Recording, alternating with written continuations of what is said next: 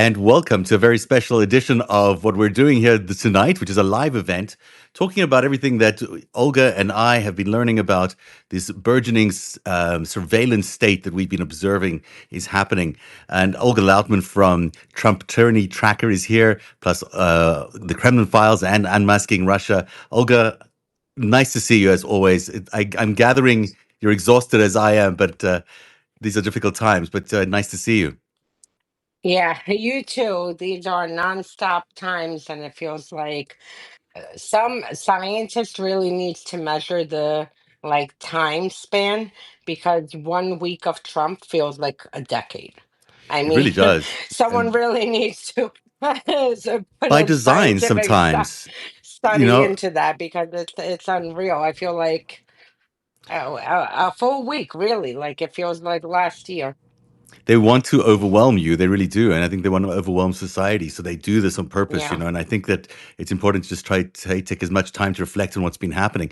Earlier on, I actually did it. I was thinking, are we at a totalitarian state yet or not?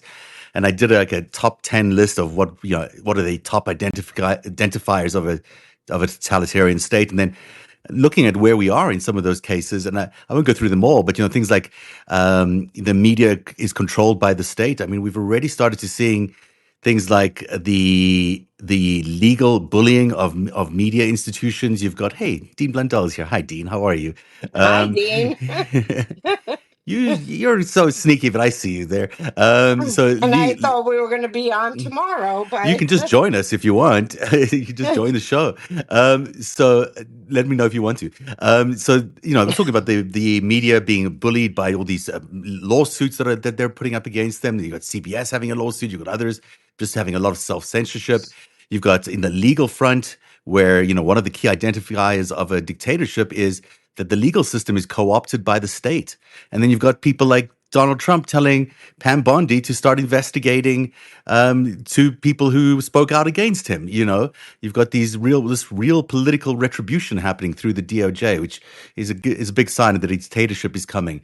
Then you've got people like Senators Murkowski saying today that she is afraid, very afraid of standing up to the regime, which is another typical sign of dissent being quashed by the administration.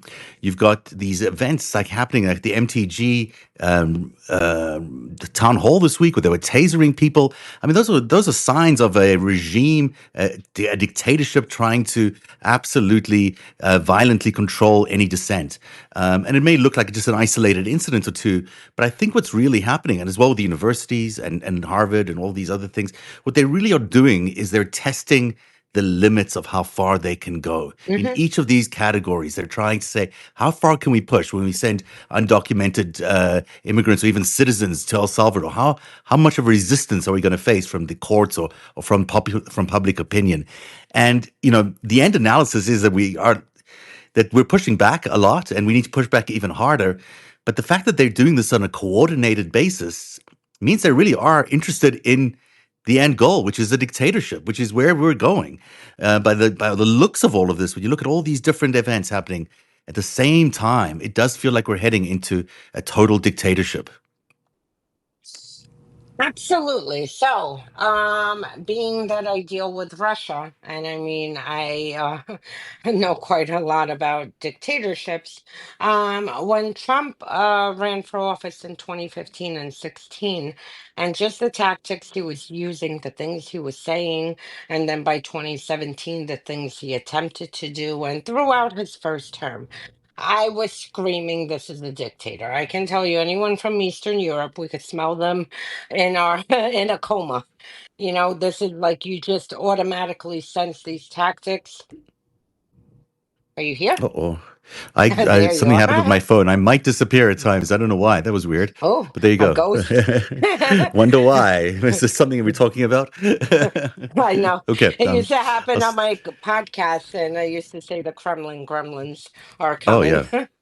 Especially when I used to speak with CIA, like former CIA people, Yeah, interview them.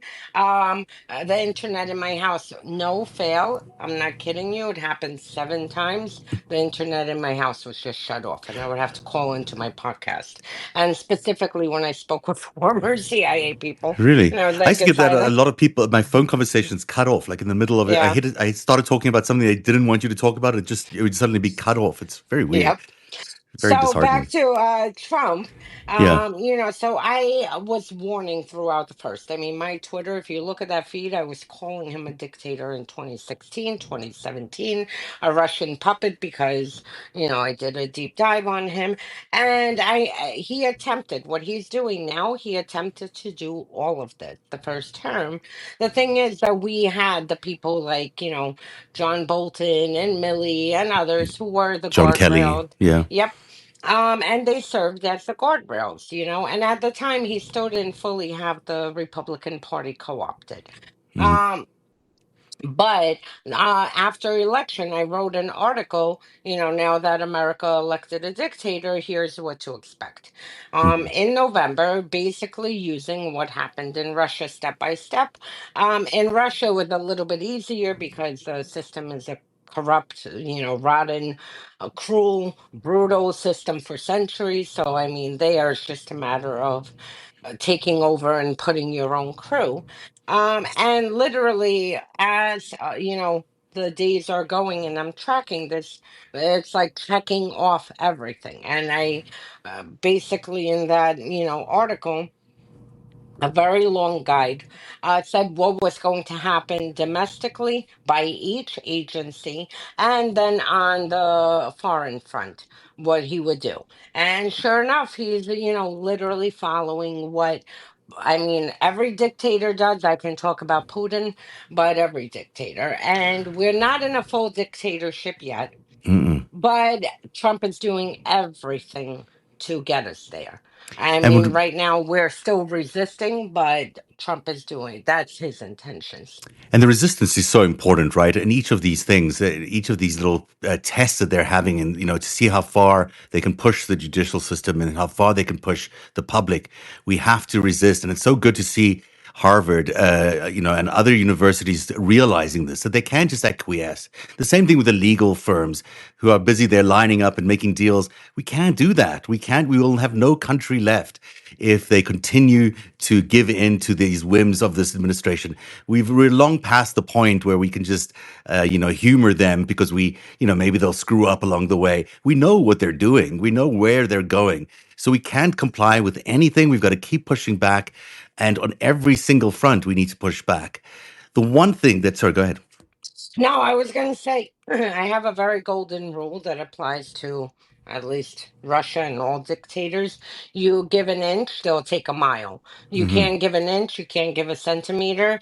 I don't care how small the act is, you have to push back because you know what? It may be irrelevant at that moment, or it might not apply to you because it's, another group of people or a different situation.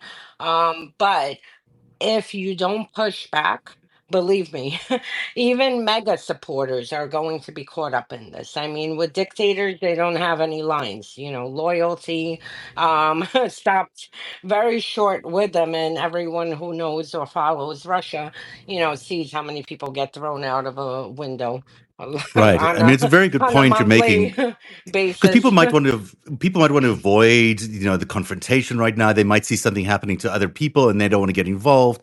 But truthfully, it's going to get much worse from here, and We it's going to haven't start even affect. seen it. Yeah, Yeah, we and it's going haven't to start seen. affecting everybody, including you, including your loved ones, including your family. So everyone's plight, no matter who is it is, it's everyone's plight. So if you're seeing, you might think the El Salvador situation isn't your situation, but it is your situation because those are the same due process rights that you deserve, that you would also expect, that are being taken away. And the more we allow them to take away every inch of our right, they're going to start taking away our entire existence, which you've seen And in Russia. And to add to this, look, Putin seized power, and I can tell you if you watched Putin during the 90s, I mean, it was like watching paint dry on a wall. The man had no charisma, nothing. I mean, it was such a boring figure. Um, but, he seized power. Well, not seized. Oh, let me rephrase that. The KGB slash FSB put him into power. They Hmm. had a handful of people they were debating between. And it was due to, basically them blowing up apartment buildings to kill Russians. So they blow up these apartment buildings, create a series of terrorist attacks, kill 300, I believe it was 18 Russians, um, and then suddenly, and blame the Chechens. Meanwhile, it was Russia's security services who you know blew up their own citizens. So Hmm. they create the Chechens. This is how The Putin terror becomes checks. popular, and this Mm. is how the second Chechen war begins. And at the time people ignored it because it's like, oh, they're going after the Chechens, they're not us. Yeah, Well, how long did it take they before get to it's you, like right? it They just in get to you. the whole country? So that's Yeah. why you have to pay attention. And, if the United States right now is disappearing people off of the street, no paperwork, no documentation, no evidence, no courts. I trust me, today it is Venezuelans, tomorrow it's going to be people like me and others who are speaking out. And if we If don't yeah, push back now, it's going to only escalate. absolutely. The minute they realize that these, disappearances, these vanishes are accepted by society, or they can get away with them, the minute they believe that they can send people to El Salvador on the suspicions. Oh, there I go again.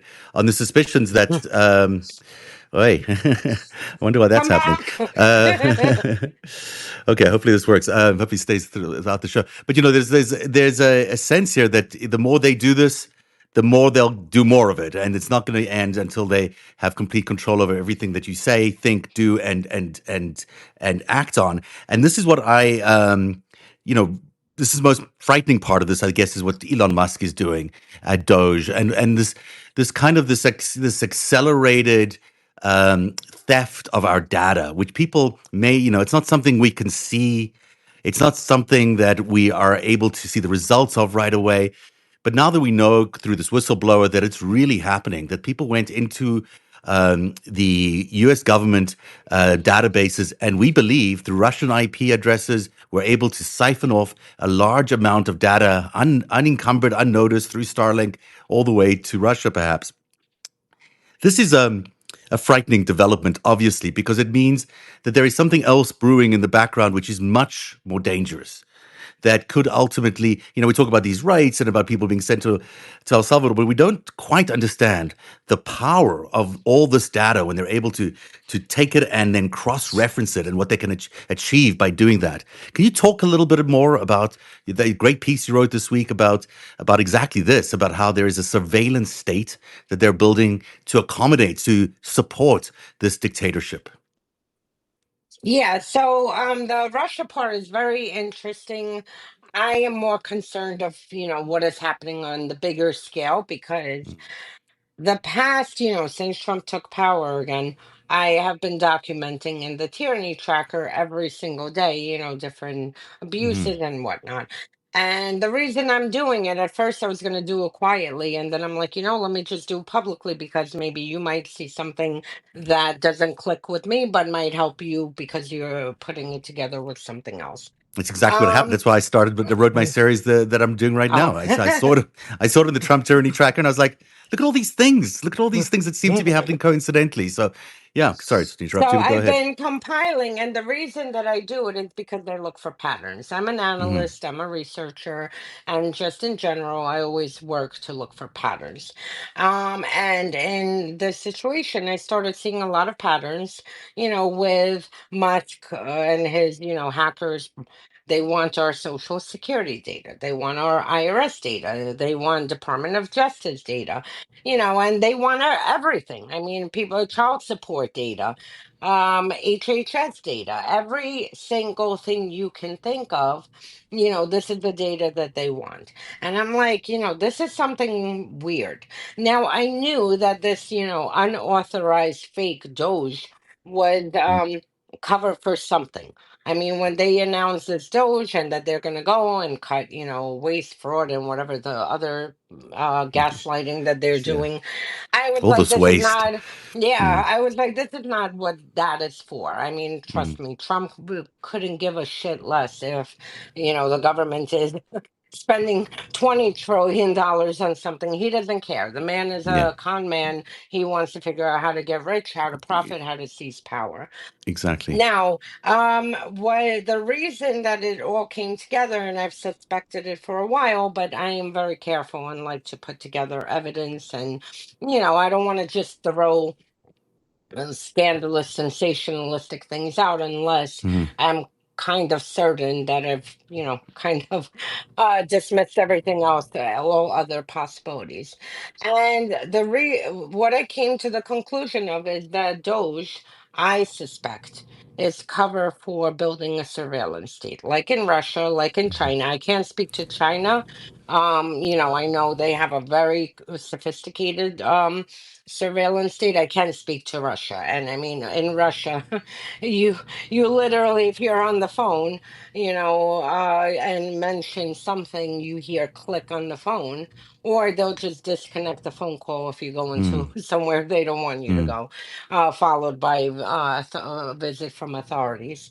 Um, and what I noticed is that taking all this data from each agency is powerful enough because it houses data on us, different aspects of us. mm. But if you fuse all this I'm data still and here. you Go ahead.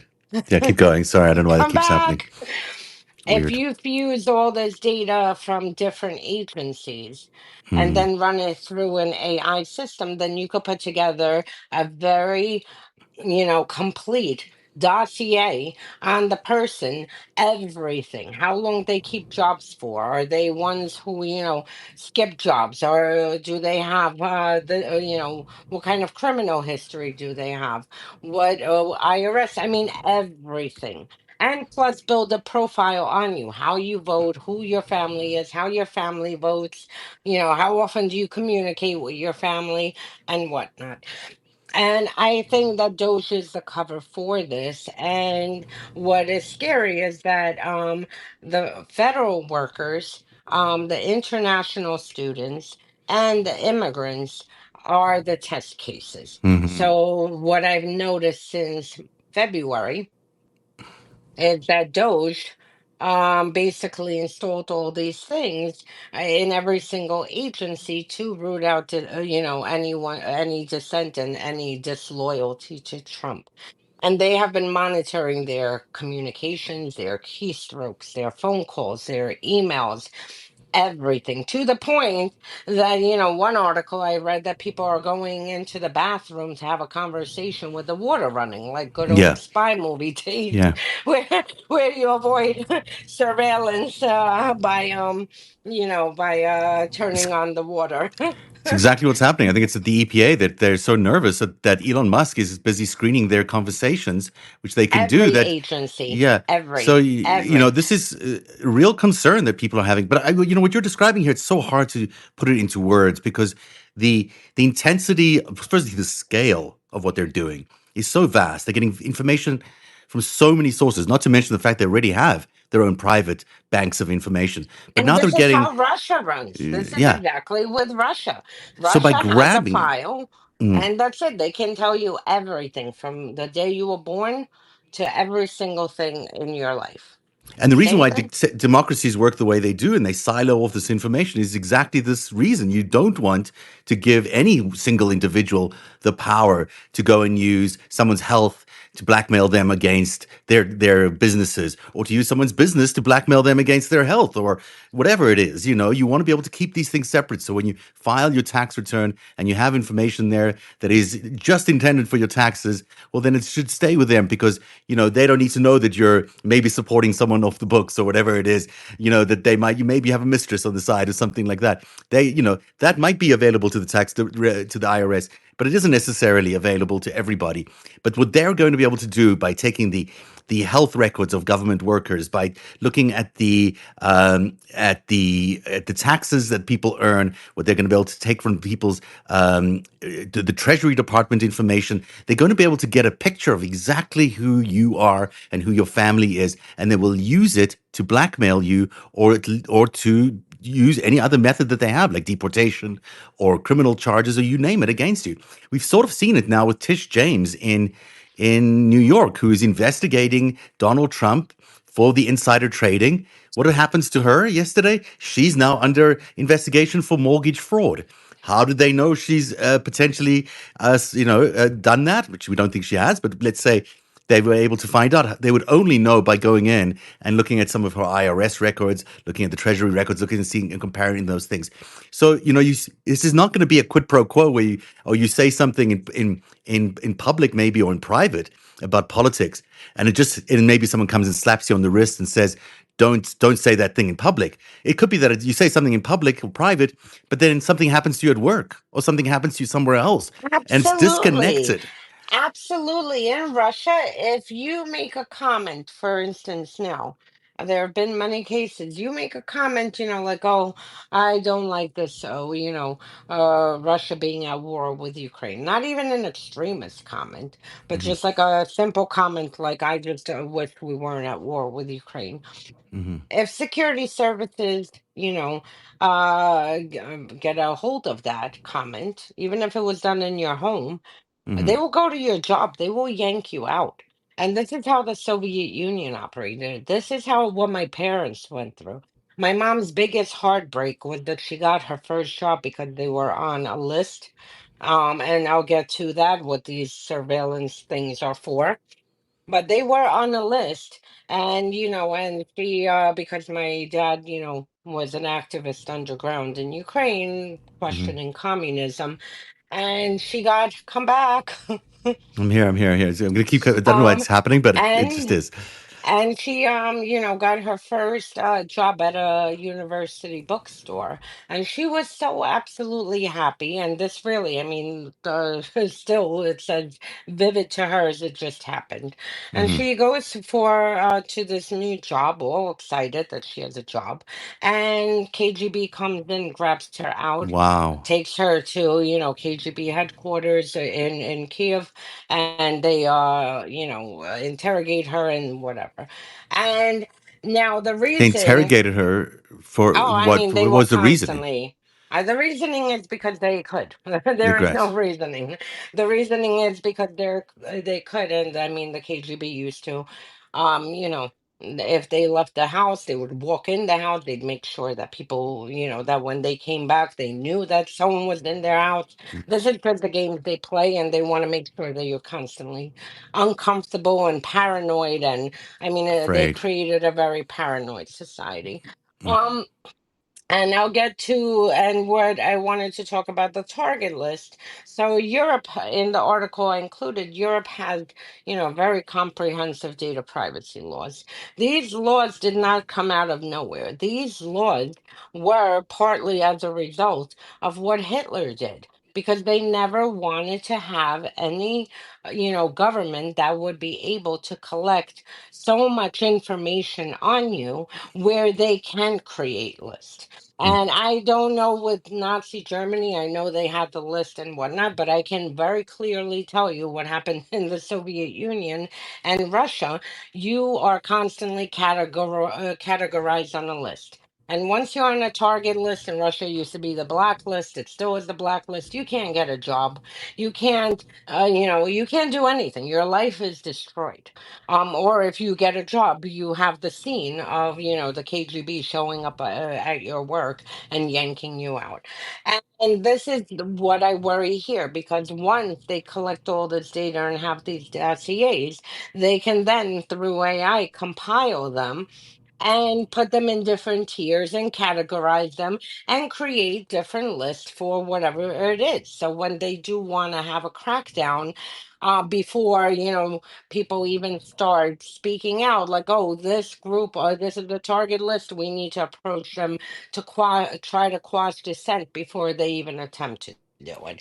I Exactly mean, I right. am Yeah. extremely, extremely, when it comes to surveillance, I am extremely paranoid. I mean, because this is something that is happening in Russia. I mean, I know, a journalist who had a freaking, she wrote something critical, and she had to went to the authorities to report it because she was getting death threats from Chechen thugs, Hmm. from Kadyrov's thugs. And basically the interior ministry told her, well, maybe you shouldn't write this, and she had to flee because her life was in danger. Another journalist, wrote a story and had basically, this substance in a canister thrown into the house with her daughter and mother, where they had to escape the house again, had to flee the country. I mean, these things, people killed. These things are very serious, and that's why I want, my biggest panic was that they were going to create a surveillance system, and I think this is what DOGE is doing, and that Hmm. they're using the cover of, whatever, fraud, waste, whatever it is, to get access to all these systems and testing it out, because at the same time they're also scrubbing social media. They could see what you're tweeting, who you communicate, how many times you communicate. Right now it's geared at international students.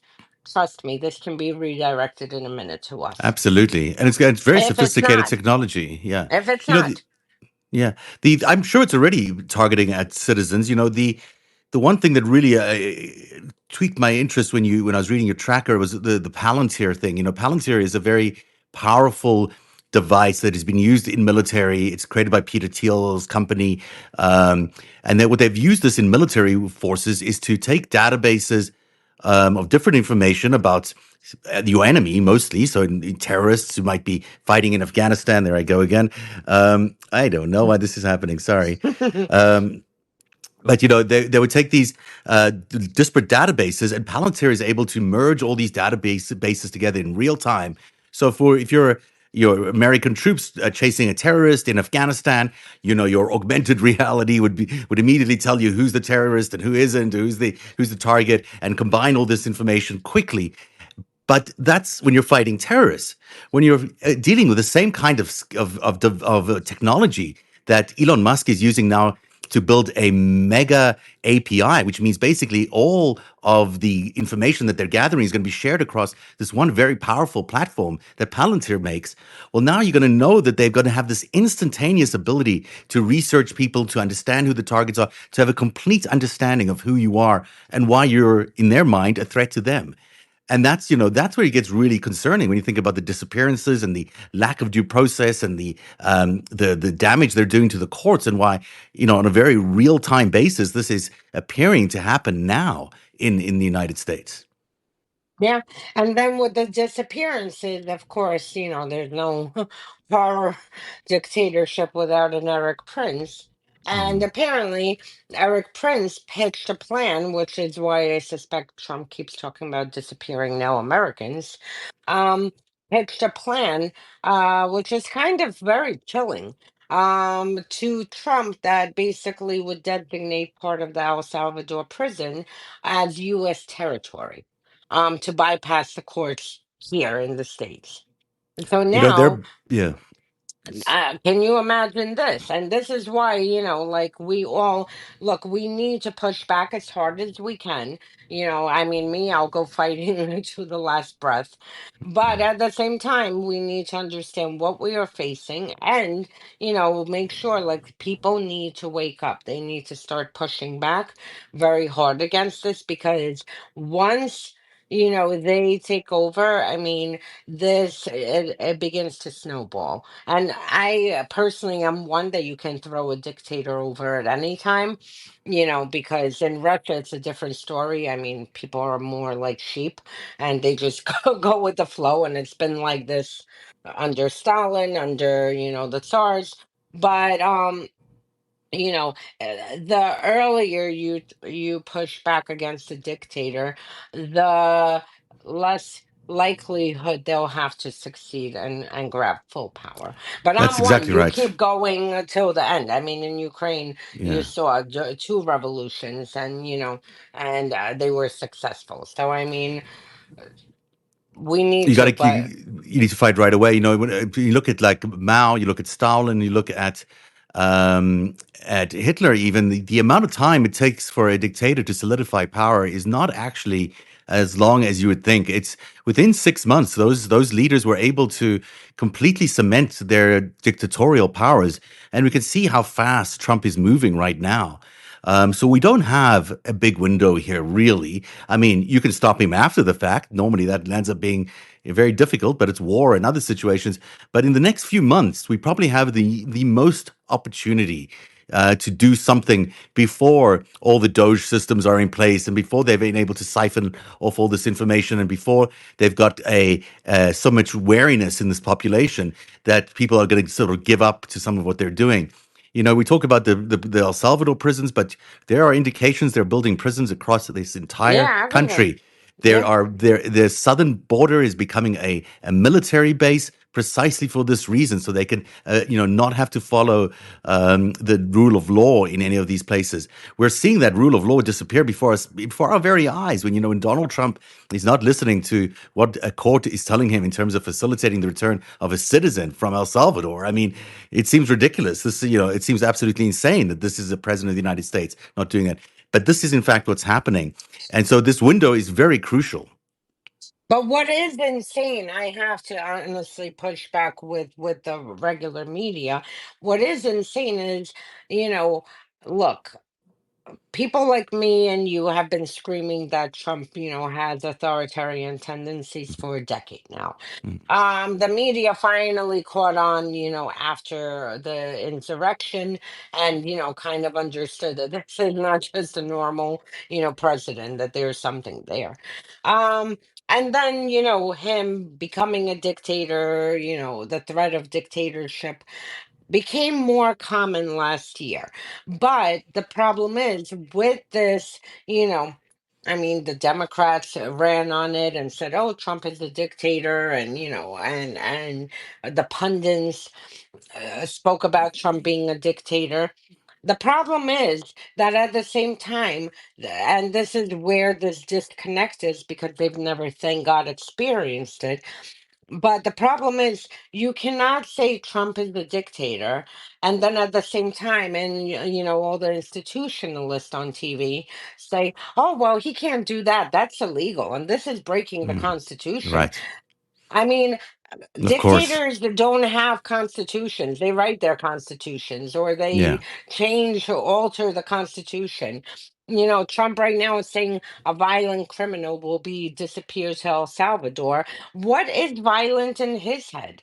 I mean, in our head, we have one meaning of violent. In his head, someone like me might be violent for pushing back against him and Absolutely. speaking out. Dissent is qualified as being violence in his head, I'm sure. Exactly. Anyone standing up to him. So, Exactly. yeah. I grew up in South Africa. You've had your experiences in Ukraine and the former Soviet Union. There is so much. We're activated. I'll speak for myself. I don't want to put words in your mouth, but I'm activated by not ever wanting to live in that again. I've spent the last 10 years fighting against Donald Trump because I know what this means. I know what Donald Trump will bring to America, especially considering the amount of South Africans that are involved in that whole push that they're doing to America. Sorry. So we need to stand up. This is an opportunity now that Americans have to really live up to who they are, to the founding fathers' mission, to the idea that this is a unique experiment in the world. I mean, there's no other country like America that has such a unique constitution that allows people to have the rights that we have, that we the people have those rights enshrined from the minute we're born. And so we need to remember how important and valuable these are. Sometimes it's really easy to forget. Or maybe you've never experienced an autocratic system in your life, but trust me, when you live in one, there is nothing more pernicious than you can imagine. It eats away at every part of your life. It eats away. You're so paranoid for one thing, but also your relationships, your family. When I was at school, I was an activist at a young age. The police showed up at my parents' door. I was 17 years old, and they were like, your kid is involved in something really bad over here. Let's throw him in jail. Like there's a lot going on in societies like that is terrifying. So it's not even what you can control; it's what your family might be doing. It's what someone might have said accidentally in some place. You might get into a fight with your boss, who might be a party person. Any of these things can create, because it's not only Trump, right? It's Trump building an entire system, an entire uh, government based on instilling fear and pushing power down your throat. It's not the same as we have had in the past. People have to really understand that what's going on is a dramatic upheaval of the way we have been living. That it's not anything like life in the United States has been up until now. It's in fact the exact opposite. Maybe you can speak a little bit more about that and your experiences in Russia as well, because I think it's such Yeah, it's a fascinating thing. absolutely. Look, you know, like I said, Americans luckily have never had to deal with a dictator. Mhm, They've never had to deal with, government overreach. I mean, what here is considered government overreach is like mhm, considered normal government functioning, like, in other parts of the world. mhm, And,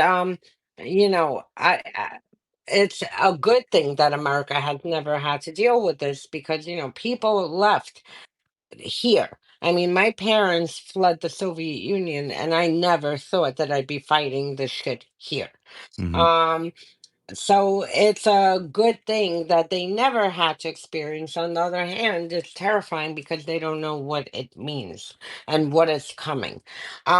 I do think, I'm one that you never stop. And I think, like you mentioned, what's happening with universities before and law firms. The problem is, and Harvard, is pushing back. And now you have other universities. The problem was with, for instance, Columbia, that they decided to give an inch, and now we'll see how far that goes. Harvard didn't. And you have now basically the Big Ten universities in the United States who are creating a defense pact, like a NATO, for mhm. universities Yeah. to stand by each other. And this is the correct way because then once you have big numbers, once you have, a collective group of people pushing back, then it is harder for a dictator to operate.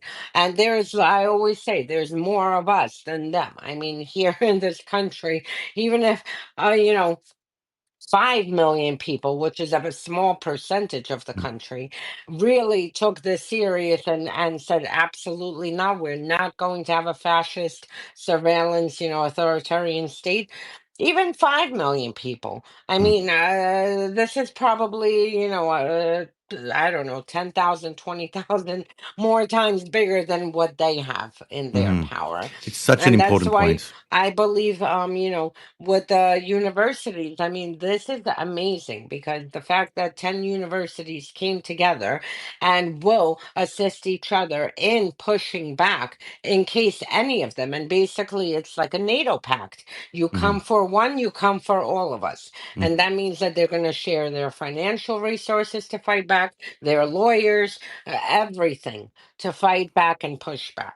And And this needs to happen with law firms, with everything, every single thing. People need to band together because when you band together, it's going to be much harder for them to succeed. and with the people as well, if if you Yeah, have a group of friends, a community group, if you can start protesting in your communities in a way, or start resisting in a community in a coordinated way, you're going to be much stronger than if you're just doing it on your own. So don't be afraid of reaching out to people. There are millions and millions and millions, way more than half of the country that is desperately fearful of the same thing you're fearful of, and wants to push back against Donald Trump. People are scared, but we can beat them because we are many more than them. There's no a doubt that lot people more. don't want to enter this world that he's dragging us all into. So, the opportunity here is to reach out to your friends in a grassroots way, to connect with them, to make sure you meet your neighbors, get to know your neighbors. You're going to need them. Make sure you need to know, your colleagues at work, and figure out when, if maybe you're in a work sector where you might come into contact with some of this of the regime. There are ways to push back in a secret way, in a covert way. Who knows? Maybe we'll need to get to the point where we're actually hiding people away from the police so that they aren't disappeared and taken to El Salvador. We might be in that situation, but let's think about how we do that and coordinate with everybody so we have a grassroots movement that lifts up from the ground up. That's the way you build these things, and that's the way they are. That's the thing that they're most terrified of is this grassroots swelling up. And as you point out, there's so many people in America. You don't need 30, 40 million. You just need a No. million people will shock them. 1 million. Yeah. It's I used to laugh because people used to talk about, oh, look at the protest, in 17 and 19. I mean, God bless them. But look at Mhm. the protest in Moscow. 10,000 people came out. I'm like, 10,000 people. And of course, you see like an army of freaking thugs dressed Mhm. in black with, riot gear. And of course, you see them yanking people into, and packing the buses up to wheel them away from in Moscow. Um, and I'm like, this is a joke because I mean, if 1 million people came out in Moscow, they would step on every single FSB officer and Guardia and break into the Kremlin Mhm. and rip that freaking dwarf out of his freaking hiding, rip him into pieces, including everyone. I mean, but the people banding together is power, and I can just give you one example in Mhm. Ukraine. You know, particularly during Maidan, people were pushing back against Yanukovych. He betrayed and went against the constitution to move the country towards Russia. And civil society sprung into action so quick that literally, and it was happening on the go. I mean, Mhm. really, it was happening on the go to the point it got so organized that a town, on the other side of Ukraine, you activate people, and every town people will immediately, like the local activists will round everyone out, and everyone's out in the streets. That is how quick, the system is set up there, where civil society, at any moment something happens, immediately text messages out, everyone comes to the street, starts organizing shifts, cooking food, to make sure that people aren't hungry while they're Mhm. protesting, and we'll stay in the streets day, night, afternoon, working shifts, because it's part of their civic duty. And the other thing I want to say is the importance of protest is beyond here pushing back. The importance is to show face to the rest of the world, because right now Mhm. they don't look at it as, oh, Trump is the one doing this, and well, 70 something million, voted for him, and this amount voted for Harris. So therefore, these people, they are painting, whether it's Europe or Canada or anyone, they're painting it as all Americans are responsible. And there is Absolutely. nothing more heartwarming for the rest of the world. And I can tell you, seeing it, images like coming out of Tbilisi or Hungary or Serbia right now, when you see people gathering in the square and showing the whole world, we are not going to stand up for this. And this is Absolutely. what needs to happen. And that's why And this it's it was this happening and it's yeah. growing. And this weekend on Saturday, the 5051 movement, Yes. 50501, people need to check out the website is, by the way, 5050 dot one, O-N-E at the end there instead of your usual .com. Go find your protest in your state because, or in your city. There are going to be protests everywhere. But, the idea is to build a groundswell of people that can do this and can do this quickly. And, people who think, well, I can wait to do this next week or next month or next year, you don't actually have that luxury of time anymore. It's happening. It's such a fast pace. If I'm telling you that there's weeks, I think that there's weeks, maybe months, but it's not long. We have to push back now in order to be successful. We've seen how these protests have been so successful in places like Romania. We've seen how, and in Georgia and places like that, they've been so successful at times, and we need to be able to get that same kind of energy in the ground, on the ground as well, because we really need to stop this before they take complete hold. They don't have everything yet. They're starting to feel their way into the systems. They're starting to dismantle our normal due process, our normal rights, but they don't have it yet. We still have a very robust judiciary. We have judges that are pushing back full force now, which is so good to see. We have universities that are pushing back. Everybody needs to start really resisting what's going on to a point where they can't have any of these options that they think they have, where they just can't do what they're doing. And to your credit, and thank you so much for sharing all your experiences in the Soviet Likewise, Union. same. My pleasure. And it's just so good to hear from people who know what the threat is and how scary it is to be getting into this world, but how much more terrifying it will be if you don't do this. So, go out this week, find out how your protests are happening. Make sure that you are safe and you're in a non-threatening environment at all times. Don't be violent, but make sure you're there and you're present and you're starting to rise up against this thing that's coming, because we don't have a long time. And the alternative is terrifying.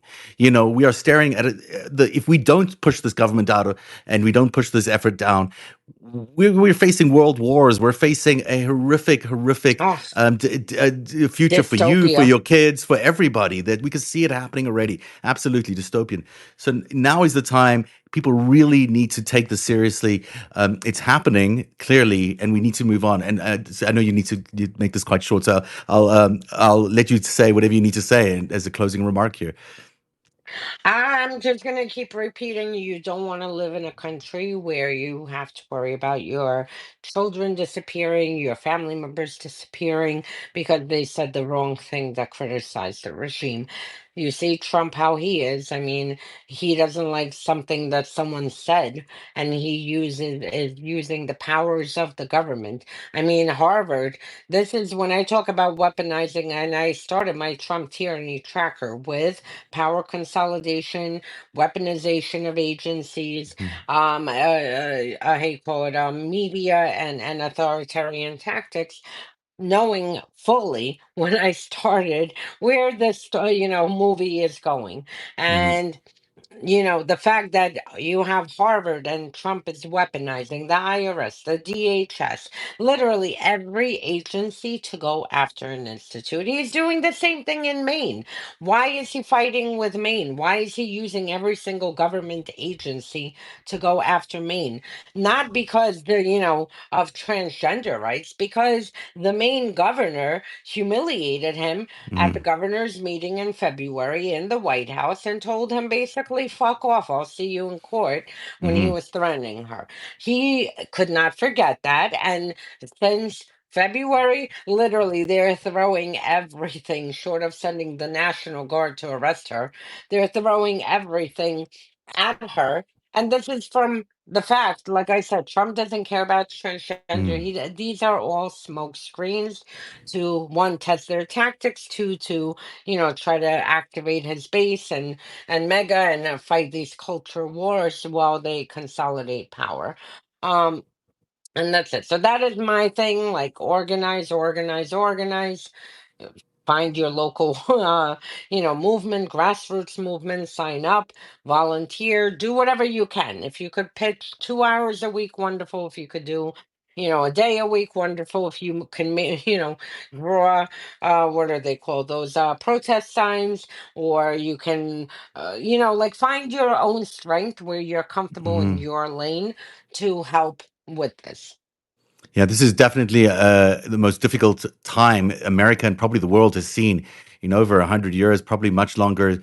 This is an opportunity to meet that moment and make a moment for yourself and for just to leave a legacy and to protect your future generations and to also celebrate the many people who've died fighting for this very same freedom for hundreds of years, whether it's, whether it's in America or not. People have been, this freedom is very cherished, and we I need to have hold on to faith it. in America. I have I do faith too. because we've gone through the civil rights movement here and the women's right movement, and it's always that push and pull. But when things mattered, people came out. So I do think people are going to come out. And just watching the scene of Chuck Grassley in Iowa, red, deep. Mm, Iowa being attacked by his Republicans. These it's good to weren't see. activists. These Mm, were Republicans, older people, Iowans who were pushing back about, Garcia, who is in El Salvador. So, I mean, yeah. people are paying attention. And once everyone comes together, I am confident we will be. It's not going to be an easy ride, but we will be able to push back against this. And one of the best ways to keep in touch with what's going on every single day is the Trump Tyranny Tracker. It's one of the most useful Substacks I've ever seen, and I use it regularly. It inspired my latest series that you see on my Substack. But everyone should really sign up for Trump Tyranny Tracker that Olga does. She works so hard at this, and people should also, everyone sees that subscribe button, and everyone subscribes. But you should consider also becoming a paid subscriber, because it takes a lot of work, a lot of effort, and a lot of dedication by people like Olga to really get their word out. And if you can afford it, get a paid subscription Thank to you. Olga's work, because she And works so same to hard. you. Same And to yes, you, it and is, same everyone needs to yeah. watch your five stack. Unfortunately, tomorrow I won't be. I know. I'm sorry, because it's Easter. We can't do it, but we will do. But we will do it next week. I But promise. I you and promise. Dean, I mean, at least you every day are covering the top headlines and going behind the headlines, not just the nonsense that's on legacy media. Going behind. So, thank you so much for everything you're doing. Thank you so much for saying that. Again, Trump Tyranny Tracker, because I know it's important, and also Five the stack. okay, we'll keep it. It's great you had the time to spend with me tonight. I know you've got lots of things to do, but thank you very much, Olga Lautman. Everyone needs to follow her, and everyone, be safe out there this weekend. But don't think you can wait on this one. This one is And important. if you can't protest because you're celebrating a holiday, Yeah, find your family members and start chewing their ear off. Maybe yeah, if they're pro Trumpers, don't talk about Trump, but just say, oh my God, did you hear Social Security is collapsing or Medicare is collapsing? And kind of whatever it is that might jolt them into, moving out of the mega zone. So for people who can't make a protest, do some good service on yeah. this holiday weekend to Church, try to yeah, and program. yeah, it's good. And churches also have been, very impressive places for protests in other countries. These are the kind of institutions that hold up. So, go find your community. Go find your community and start doing it. Olga Lautman, thanks so much. I know you got to go. Thank you very much for being here tonight. And thank you to everyone for tuning in. And we'll see you soon on Narrative and on Substack Live. Cheers, everybody. Bye.